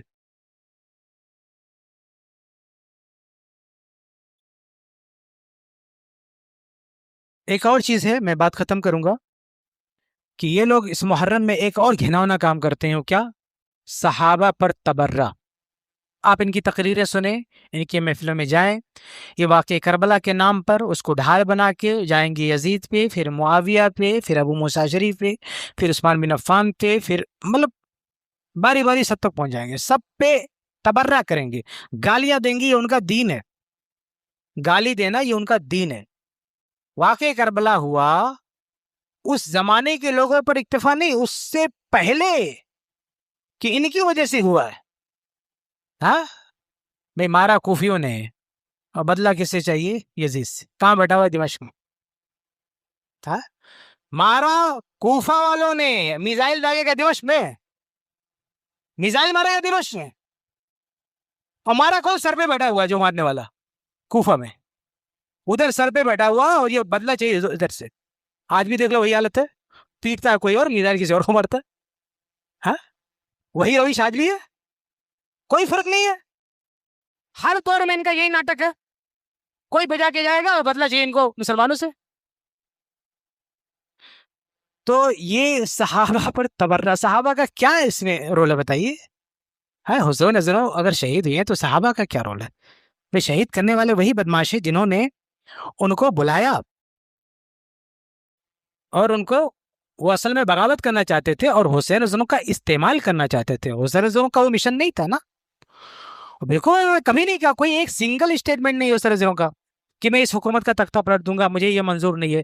میں تقریباً 15 سالوں سے ویڈیو میں، تحریر میں کہتے آیا ہوں کہ پوری دنیا کے محققین اکٹھا ہو جائیں، پوری دنیا کی اسکالر اکٹھا ہو جائیں، اور کسی بھی کتاب سے صحیح سند سے مجھے ایک جملہ بتا دیں کہ حسین رضی اللہ تعالیٰ عنہ نے یزید کے خلاف کچھ کہا ہو، صرف ایک جملہ بتائیے۔ میرا چیلنج ہے، 15 سال سے میں بول رہا ہوں، کسی میں ہمت نہیں پوری دنیا میں کہ مجھے ایک جملہ بتا دے حسین رضی اللہ کی طرف سے کہ انہوں نے یزید کے خلاف کچھ کہا ہو۔ اور یہ کہتے ہیں نہیں، وہ یزید کا تختہ پلٹنے جا رہے تھے، وہ تو تبری کی جو صحیح روایت ہے، وہ تو کہہ رہے تھے میں بیعت کرنے کے لیے تیار ہوں، میں یزید کو خلیفہ ماننے کے لیے تیار ہوں، یہ صحیح سنت سے ثابت ہے، اور یہ الٹی کہانی بنا رہے۔ تو کس نے کیا یہ سب؟ وہی کوفہ والوں نے کیا، اور یہ کوئی اور نہیں کہہ رہا ہے کہ کوفہ والے، یہ خود اہل بیت کی گواہیاں موجود ہے۔ بھائی حسین رضی اللہ کے بیٹے جو زندہ بچے تھے، زین العابدین، انہوں نے جب دیکھا کہ یہ کوفہ کے لوگ رو رہے ہیں ہم کو دیکھے، تو کہا یہ رو رہے تو ہم کو قتل کس نے کیا؟ طبقات ابن سعد میں حسن سند سے موجود ہے یہ، اور ام سلمہ رضی اللہ عنہا ام المومنین اہل البیت میں سے، ہم ازواج مطہرات کو اہل البیت مانتے ہیں، انہوں نے کہا ان غداروں نے قتل کیا، اللہ کی لعنت ان پر۔ غدار کیوں کہا؟ کیونکہ بلایا، دھوکہ دیا، لڑائی بھی سب سے پہلے انہوں نے شروع کیا، کربلا کی لڑائی سب سے پہلے انہوں نے شروع کیا، حکومت نے شروع نہیں کیا نا، انہوں نے بدماشی کی سب سے پہلے۔ تو کہنے کا مطلب یہ کہ خود سب کچھ کیا کرایا، اور بعد میں کسی اور کے سر پہ ڈال دیا کہ انہوں نے کیا، یہ اس کے مجرم ہیں، کوئی جوڑ نہیں۔ آج بھی دیکھیے پیٹا کوئی اور، کہتے نہیں اس کی وجہ سے ہو رہا ہے، اس کی وجہ سے ہو رہا ہے، یہ ہو رہا ہے، یہ ہو رہا ہے، وہ ہو رہا ہے، ادھر ادھر گھور رہے کہ ان کی وجہ سے ہو رہا ہے۔ تو ہمیشہ سے آپ دیکھیں گے کہ یہی معاملہ ان کا رہا ہے، خود جرم کریں گے اور ان کے چاہنے والے کریں گے، اور یہ الزام بھولے بھالے لوگوں پہ لگا دیں گے کہ ان لوگوں نے ایسا کیا۔ علی رضی اللہ عنہ کو بھی قتل کرنے والے یہی لوگ ہیں. وہ کون تھا جس نے قتل کیا تھا؟ چہتا تھا نا، پہلے محبت کرتا تھا علی رضی سے، ان کے ساتھ میں تھا، بعد میں مار دیا. اور یہ کیا ایک ندوی بیچارہ چلاتا کہتے نہیں بنو بھیا نہیں مار رہا. علی رضی کو بتائیے اتنا پاگل آدمی. بھائی وہ ان کی پارٹی کا آدمی ہے، جا کے قتل کر دے رہا ہے، بعد میں اس کو بھی قتل کیا گیا. لیکن آج ایک آدمی کھڑا ہو کے کہتا نہیں بنو بھیا، کہا تھا اس میں، ان کا کیسے آتا تھا اس میں؟ تو بہرحال یہ بدعت و خرافات ہیں محرم کے مہینے میں، جس میں سے چند آپ کے سامنے رکھا. میں نے 3 باتیں آپ کے سامنے رکھی ہیں: محرم کی فضیلت، محرم کی خاص عبادت، محرم کی بدعت و خرافات. فضیلت صرف 2 ہے، اور عبادت بھی صرف 2 ہے، اور بدعت بے شمار ہے، اس کی کوئی گنتی ہی نہیں ہے. ہم بتاتے جائیں تو صبح ہو جائے گی. تو کچھ میں نے آپ کے سامنے رکھا ہے. اللہ سے دعا اللہ تعالی ہم سب کو ہر طرح کی بدعت و خرافات سے محفوظ رکھے. آمین رب العالمین. ایک بھائی صاحب کا سوال ہے کہ 10 محرم کے تعلق سے جو دوسرے انبیاء کے واقعات ملتے ہیں کہ اس مہینے میں یہ ہوا وہ ہوا، وہ سوائے موسیٰ علیہ السلام کے واقعے کے کوئی اور واقعہ ثابت نہیں ہے. موسیٰ علیہ السلام کا جو ہے نا فرعون سے نجات ملی، بس وہی چیز ثابت ہے، باقی اور کوئی چیز صحیح حدیث سے ثابت نہیں ہے. ایک بھائی صاحب پوچھ رہے ہیں کہ علی مرزا کے جو فالوور ہیں اہل حدیث پر، کہ یہ لوگ اہل بیت کو نہیں مانتے، ان کا ذکر نہیں کرتے، جبکہ سچائی یہ ہے کہ اہل بیت کو جتنا اہل الحدیث مانتے اتنا کوئی نہیں مانتا. اہل بیت پر جتنی کتابیں اہل حدیث نے لکھی ہیں ان کے حقیقی فضائل پر ان لوگوں نے نہیں لکھی ہے. یہ لوگ کتنے اہل بیت کو مانتے ہیں؟ اہل بیت میں 3 لوگ آتے ہیں: خونی رشتہ دار، سحری رشتہ دار، اور ولا والے. خونی رشتہ دار جیسے بیٹے وغیرہ کی نسل سے، اور سحری ازواج مطہرات. تو یہ جو کیٹیگری ہے نا ازواج مطہرات کی، اس کو سرے سے اہل بیت میں مانتے ہی نہیں. اب بتائیے ہمارے پاس اہل بیت زیادہ ہے، ان کے پاس زیادہ ہے. 3 قسموں میں سے ایک قسم کو سرے سے ہٹا دیا. جو ولا تیسری قسم ہے اس میں بھی کسی کا ذکر نہیں کرتے یہ لوگ. صرف ایک گروپ ہے نسبی اہل بیت، اس میں سے بھی سب کو نہیں مانتے. بے اللہ قسم کی 4 بیٹیاں، صرف فاطمہ کا نام لیتے، باقی کچھ ہٹ دیا. کہاں اہل بیت کو یہ مانتے؟ اور پھر جو مرد حضرات ہیں اہل بیت میں سے، اس میں بھی جن کو یہ مانتے نہیں 5 ہے، 5 کا نام لیتے، باقی سارے اہل بیت کو چھاڑ دیا انہوں نے. ان 5 میں بھی، ان 5 اہل بیت میں سے بھی صرف ان کا ذکر کریں گے جن کا کوئی تعلق جڑا ہے یا جوڑ دیا گیا ہے مسلمانوں کی آپسی لڑائی سے. وہ کون ہے؟ علی، حسین رضی اللہ عنہ. بس کبھی حسن حسین کی بات کرتے یہ دیکھا آپ نے؟ جبکہ اہل بیت میں علی اور فاطمہ رضی اللہ عنہما کی اولاد میں سب سے سینئر ہیں، سب سے افضل ہیں، سب سے زیادہ جاننے والے ہیں، سب سے بڑے ہیں، ہر لحاظ سے افضل ہیں. لیکن کبھی آپ نے ان کی زبان سے سنا حسن رضی اللہ عنہ پہ؟ نہیں. ہمارا کئی لیکچر ہے سیرت حسن بن علی پہ، میری پوری تقریر رہ جا کے سنیں. ان کے بس کی بات، ان کی زبان کانپتی ہے حسن رضی پہ بات کرنے والے. الٹا چور کوتوال کو جاتا ہے، ہم کو بتائیے اہل بیت کو نہیں مانتے، یہ حسن بن علی کا نام کیوں نہیں لیتے؟ کیا ضد ہے ان کو؟ نہ حسن بن علی کو مانتے ہیں، نہ ان کے مشن کو مانتے ہیں، نہ ان کی سوچ کو مانتے ہیں، نہ ان کی منہج کو مانتے ہیں، بلکہ الٹا انہوں نے گالیاں دی. حسن رضی اللہ عنہ جب صلح کیے تو مذل المومنین کہا ہے اور ان پر خنجر سے حملہ کیا ہے. یہ اہل بیت کو مانتے ہیں. اہل بیت میں حمزہ نہیں آتے، سید الشہداء ہے. اللہ کے نبی نے کہا حمزہ سید الشہداء ہے، یہ ٹائٹل چھین کے دے دیا حسین کو. یہ اہل بیت کو ماننا ہے؟ الٹا پلٹی کرنا شروع کر دیا انہوں نے. جنگ بدر میں سب سے پہلے لڑنے والے اہل بیت تھے، کبھی اس کا تذکرہ کرتے ہیں؟ ان کی بس 2 ہی لڑائی ہے، جمل، صفین اور کربلا، بس. یعنی یہیں صرف اہل بیت، وہ بھی اہل بیت کی زندگی کے وہ ایام جو لڑائی میں لگے ہیں. باقی ان کو اہل بیت کے بارے میں کچھ نہیں معلوم. ان سے پوچھ کے دیکھو حسین رضی کے بارے میں تم کیا جانتے ہو؟ ان کی زندگی کے آخری 5 منٹ بس کربلا، باقی کچھ پتا ہے؟ حسین رضی نے کتنے جہاد کیے، کتنے صدقہ خیرات کیے، کتنے نیک اعمال کیے؟ ان کی زبان گنگ ہو جائے گی، ان کو کچھ نہیں پتا. حسین رضی کی حدیثیں بتا دو، کچھ نہیں پتا.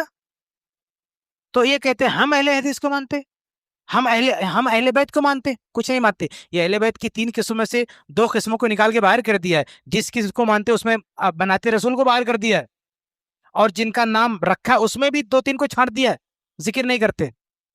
اور یہ ڈھڈورا پڑتا ہے اہل بیت کا، کچھ نہیں مانتے. یہ صرف لڑائی سے جن اہل بیت کا نام جڑا ہے ان کو مانتے اور وہ بھی صرف لڑائی کے حوالے سے, باقی کچھ نہیں ان کا لینا دینا اہل بیت سے. کالے کپڑے یا اور اسلام میں تو ایسی کوئی حدیث نہیں ہے کہ کالا کپڑا پہننا حرام اور ناجائز ہے, لیکن اسلام میں یہ ہے من تشبہ بقوم فہو منہم, جو کسی خاص قوم کی کاپی کرے گا وہ انہی میں سے. تو یہ چونکہ ایک خاص موقع سے کالا کپڑا پہنتے ہیں, اس لیے وہ اس حوالے سے ہم کو نہیں پہننا چاہیے, اسے اجتناب کرنا چاہیے. یہ بدعت سے اس کا تعلق جڑ گیا, باقی اگر وہ تعلق نہیں ہے تو آدمی پہن سکتا نہیں. تکفیر کا دیکھیے, تکفیر پہ بحث ہی نہیں کرنا چاہیے, تکفیر کو ٹاپک نہیں بنانا چاہیے. اہل تشیع میں بہت سارے لوگوں کی تکفیر کی گئی ہے, بہت سارے لوگوں کی تکفیر نہیں کی گئی, لیکن اس ٹاپک پہ نہیں بات کرنا چاہیے. ہاں ان کے جو عقائد ہیں, ابھی یہ سب ہمارے یہاں دیکھیے کتنے لوگ قبر کا کھلم کھلا سجدہ کر رہے ہیں, لیکن ہم کو تکفیر کو ٹاپک نہیں بنانا چاہیے کہ اس کو کافر بولے یہ بولے. ہاں عقیدے کی پر بات کرنا چاہیے کہ قبر کا سجدہ کرنا غلط ہے, یہ کرنا غلط ہے. باقی تکفیر پہ دلچسپی نہیں لینا چاہیے, یہ بڑے بڑے علماء کا کام ہے, ان پہ چھوڑ دیجیے. ہمیں ان کے عقائد پہ ڈسکس کرنا ہے, ہمیں کسی کو کافر سرٹیفکیٹ نہیں دینا. یزید کی زندگی میں عبداللہ بن زبیر رضی اللہ عنہ نے کہاں خروج کیا تھا؟ کوئی ثبوت ہے؟ تب کیوں بولنے؟ کوئی ثبوت نہیں ہے. جب تک یزید زندہ تھے عبداللہ بن زبیر نے کوئی دعویٰ نہیں کیا خلافت کا کہ میں خلیفہ ہوں, مجھ کو مانو یا میری بیعت کرو, کہیں کوئی ثبوت نہیں نا. تو ان کے بات کو کیسے خروج گئے؟ جو ان کی وفات ہو گئی اور اس کے بعد بھی جب ایک موقع آیا کہ کوئی مدینہ والوں کے سامنے لگا کہ اس وقت ابھی کوئی خلیفہ نہیں چنا گیا, تب انہوں نے خلافت کا دعویٰ کیا, لوگوں نے مانا, خلیفہ بنے. تو یہ خروج کہاں ہے؟ یہ کہاں خروج ہے؟ ابھی سیٹ خالی ہے, یعنی ابھی کوئی کسی کو طے نہیں کیا گیا ہے. اب مدینہ سب سے مرکزی جگہ ہے, وہاں کے لوگوں نے اگر کسی کو طے کر دیا تو اس کو خروج کیسے کہیں گے؟ خروج نہیں ہے, صرف 2 ہی ہے روزہ, باقی کچھ نہیں. باقی عام جو جنرل بات ہر مہینے میں کرتے اس مہینے میں کریں گے, 5 وقت کی نماز ہے, صدقہ خیرات ہے, جو بھی قرآن کی تلاوت ہے, جو بھی عام عبادتیں ہیں, وہ اس میں خاص عبادت صرف روزہ ہے یا اور کچھ ہے؟ ہمارے علم میں تو بتائیے. ہاں نہیں, ہمارے علم میں تو اتنا ہی ہے, اگر کچھ اور کسی کے لیے میں بتاؤ, تحقیق کرتے دیکھتے. بھائی ذبیحہ تو بہت ہی چھان پھٹک کے لینا چاہیے. شیعہ کیا جو کوئی مطلب اہل سنت میں سے بھی ہو تو بھی اجتناب کرنا چاہیے. ہم فتویٰ نہیں لگاتے نہیں کھانا چاہیے, لیکن بہرحال احتیاط برتنا چاہیے. بھائی صاحب کہہ رہے ہیں کہ ان کے بابا کہتے ہیں کہ صحابہ کو گالی مت دو. بھائی انہی کے بابا اپنی کتاب میں خود گالی دے رہے ہیں, اس کا کیا کرو گے؟ یعنی ایک سیاسی بیان دے دیے صحابہ کو گالی مت دو, کتاب لکھتے ہیں تو کتا بولتے ہیں, کیا ہے؟ دوگلاپن ہے, یہ بیوقوف بنانا لوگوں کو. بھائی آرٹیکل ہے ہمارا, جا کے پڑھیے آپ فیس بک پہ, ان کی کتابوں سے ہم نے دکھایا کہ کیسے صحابہ کرام گستاخی کی ہے بندے نے, اور آ کے مگرمچھ کے آنسو بہا رہا ہے, گالی مت دو, اور خود گالی دیتا ہے. بھائی صاحب کا سوال یہ ہے کہ امام بخاری نے علیہ السلام لکھا ہے, یعنی اہل بیت میں کسی کا نام, یہ جھوٹ ہے امام بخاری پر. صحیح بخاری کے جو پرانے نسخے ہیں اس میں رضی اللہ عنہ ہے. ایک بار ہمارے اظہارک لائیو اسٹریم میں ایک بندہ ہے, تو اس نے دیکھا تو ہم نے 4-5 پرانے مخطوطے نکال کے دیے, آپ وہ ایپیسوڈ جا کے دیکھیے, ہم نے نکال کے دکھایا, ایک ایک پیج نکال کے دکھایا, دیکھو یہاں رضی اللہ عنہ, بعد میں نا علیہ السلام بدل دیا. تو یہ بعد کے لوگوں نے جو نص, جیسے کتاب کسی نے لکھا تو ایک ہوتا ٹائپ کرنے والا, ایک ہوتا مؤلف رائٹر, تو ٹائپ کرنے والا کتنی غلطی کر دیتا ہے. تو ایسے امام بخاری کا جو اصل نسخہ ہے اس کی کاپی کرنے والا ایک نارمل آدمی ہوتا تھا, کوئی بہت بڑا علامہ نہیں ہوتا تھا. تو اگر اس کے دماغ میں شیعت کا غلبہ ہے تو کیا کرے گا, وہ اسی حساب سے اس میں بڑھا دے گا, رضی اللہ عنہ کو چینج کر دے. چینج کیا اس نے, تو ان کتابوں میں ان لوگوں نے چینج کیا, ورنہ پرانا ابھی موجود ہے نا, آپ جاؤ نیٹ پہ بھی موجود ہے, آپ اس کی پرانی کاپیاں نکالو, صحیح بخاری کی نہیں ملے گا آپ کو. یزید صحابی رسول معاویہ رضی اللہ عنہ کا بیٹا ہے. یزید کیا ہے؟ صحابی کا بیٹا ہے, اور صحابہ اور اس دور کے مسلمانوں کا امیر المومنین ہے, حاکم ہے. تمام صحابہ نے اس کے ہاتھ پہ بیعت کی. بعض صحابہ کو اختلاف تھا, اختلاف تو اس سے پہلے علی رضی اللہ تعالیٰ عنہ سے بھی کئی لوگوں کو تھا, لیکن تاریخ میں صرف 2 لوگوں کا نام ملتا ہے اختلاف کا, باقی پوری امت نے جو ہے بیعت کر لیا. اور یزید کے تعلق سے جو یہ آتا ہے کہ شراب پیتا تھا, یہ سب خرافات ہے, اس کی کوئی حقیقت نہیں. کیونکہ یہ جو کہانی بتاتے ہیں نا, حسین یزید کے خلاف نکلے, حالانکہ کیوں نہیں نکلے یزید کے خلاف, وہ تو یزید کی بات کرنے کے تیار تھے, لیکن جو کہانی بنایا ہے کہ حسین یزید کے خلاف نکلے تو اس نکلنے کا جواز کیسے فراہم کریں گے؟ کیوں نکلے؟ تو اس کیوں کے جواب میں اس کو شرابی بنا دیا، کبابی بنا دیا، یہ بنا دیا، وہ بنا دیا، تاکہ یہ پروف کر سکے کہ اس وجہ سے نکلے، جبکہ یزید کے اندر ایسی کوئی چیز، بھائی ایویڈنس کوئی چیز ہوتی ہے۔ قرآن نے کیا کہا؟ ان جاءکم فاسق بنبأ فتبینوا، اگر کوئی فاسق کوئی خبر لے کر آئے تو تحقیق کرو۔ تو تحقیق کے معیار پر کوئی ایک روایت بتاؤ کہ یزید شراب پیا؟ بلکہ جو محمد بن حنفیہ علی رضی اللہ عنہ کے بیٹے ہیں، ان سے ابن متی وغیرہ نے آگے کیا کہا کہ یزید شراب پیتا ہے، تو انہوں نے کیا کہا؟ کیا تم نے دیکھا ہے؟ تو کہا نہیں، ہم نے نہیں دیکھا، ہم نے سنا ہے، لیکن ہمیں یہ بات صحیح لگتی ہے۔ تو کہا کہ جو آدمی یہ کہتا ہے کہ یزید شراب پیا، اس کا مطلب وہ خود شرابی ہے۔ بھائی کوئی آدمی شراب کس کے ساتھ شیئر کرے گا؟ شرابی کے ساتھ۔ اگر میں شراب پیتا ہوں تو ایک نیک آدمی میرے ساتھ بیٹھ گیا تو شراب پیوں گا۔ بھائی سگریٹ نہیں پیتا آدمی، دیکھے گا کوئی اچھا آدمی ہے یا کوئی عالم ہے سگریٹ سے نفرت کرتا ہے تو آدمی اس کو چھپا پیتا ہوا سگریٹ پھینک دے گا، تو شراب پیے گا۔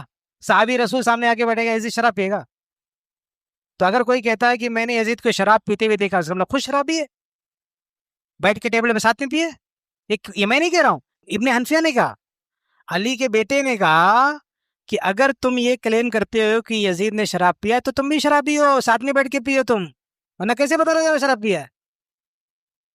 تو انہوں نے کہا نہیں، ہم نے نہیں دیکھا۔ کہا ہم نے نہیں دیکھا۔ تو کہا اگر تم نے نہیں دیکھا ہے تو پروف کہاں ہے؟ پروف نہیں دیے لوگ۔ تو کہا اس طرح سے کسی پہ الزام نہیں لگایا جاتا ہے۔ تو یہ اہل بیت کہہ رہے ہیں۔ وہ کیا پھر اس کے بعد انہوں نے کیا کہا قد رأیتہ اقمت عنده فرأیتہ معاذبا للصلاۃ متحریا للخیر یسأل عن الفقہ ملازما للسنہ۔ کہا کہ میں تو اس کے ساتھ رہ چکا ہوں، یزید کے ساتھ، میں نے اس کو نماز کا پابند پایا ہے، سنت کا التزام کرتا تھا، سنت پہ عمل کرتا تھا، اور خیر کا متلاشی تھا۔ میں نے تو ایسی کوئی چیز نہیں دیکھی، تم نے کہاں سے سن لیا؟ یہ اس دور کا ایک تابعی اور ایک علی رضی اللہ عنہ کا بیٹا اہل بیت کا فرد بول رہا ہے، ہم نہیں بول رہے۔ تو یہ یزید کے بارے میں کیا خیالات ہونے چاہیے؟ میں نے اپنے خیالات نہیں بتائے ہیں، میں نے اہل بیت کے خیالات بتائے۔ محمد بن حنفیہ کون ہے؟ اہل بیت میں سے، ان کے خیالات میں آپ کو بتا رہا ہوں۔ ماں کی طرف نسبت ہے ان کی، محمد بن حنفیہ ماں کی طرف نسبت ہے، لیکن وہ علی کے بیٹے ہیں، اس میں کوئی ڈاؤٹ نہیں ہے۔ مطلب اسلامی تاریخ میں کوئی یہ نہیں کہتا کہ علی کے بیٹے نہیں۔ بخاری کی روایت ہے نا، یہی محمد بن حنفیہ ہیں۔ صحیح بخاری میں کیا پوچھتے ہیں اپنے ابا سے، علی سے، سب سے افضل کون ہے؟ کہتے ہیں ابو بکر۔ پھر کہتے ہیں اس کے بعد کون ہے؟ کہتے ہیں عمر۔ اس کے بعد ایسے پوچھتے پوچھتے وہ خود کہتے ہیں اچھا اس کے بعد تو آپ ہوں گے، تاکہ یہ عثمان کا نام نہ لے لیں۔ تو کہتے ہیں میں تو ایک عام آدمی ہوں۔ تو علی رضی اللہ تعالیٰ عنہ کے یہ بیٹے ہیں، صحیح بخاری میں موجود ہے، اس میں کوئی شک نہیں ہے۔ ارے شیعہ سننے جاتے ہو، میں کہا تو کوئی اہل حدیث ہی کیوں نہ ہو، اگر بچلن اس سے رشتہ نہیں رکھنا چاہیے۔ شیعہ تو بہت دور کی بات ہے۔ حدیث میں کیا ہے کہ تن کا المرأۃ لاربعین، 4 چیزیں دنیا والے شادی کرتے ہیں، مال دیکھتے ہیں، خاندان دیکھتے ہیں، جمال دیکھتے ہیں، فاظفر بذات الدین، کیا دیکھنا آپ کو؟ دینداری دیکھنا ہے۔ تو شیعہ تو بہت دور کی بات ہے، اہل حدیث بددینن، نماز نہیں پڑھتا، شادی نہیں کرنا اس سے۔ شیعہ کا تو عقیدہ کرپٹ ہے، اس سے شادی کرنا بہت دور کی بات ہے۔ پہلے سے رشتے تو ان کو سمجھائیے، مسلمان بنائیے، ان کو توحید کی دعوت دیجیے۔ ہاں جیسے پہلے سے کچھ لوگ مسلمان ہو جاتے تھے تو کچھ کافر ہوتے تھے، ہاں تو محنت کر کے ان کو مسلمان بناتے۔ رشتہ بچانا تو ان پہ دعوت دیجیے، ان کو محنت کیجیے، ان کو حق کی طرف لائیے ان کو۔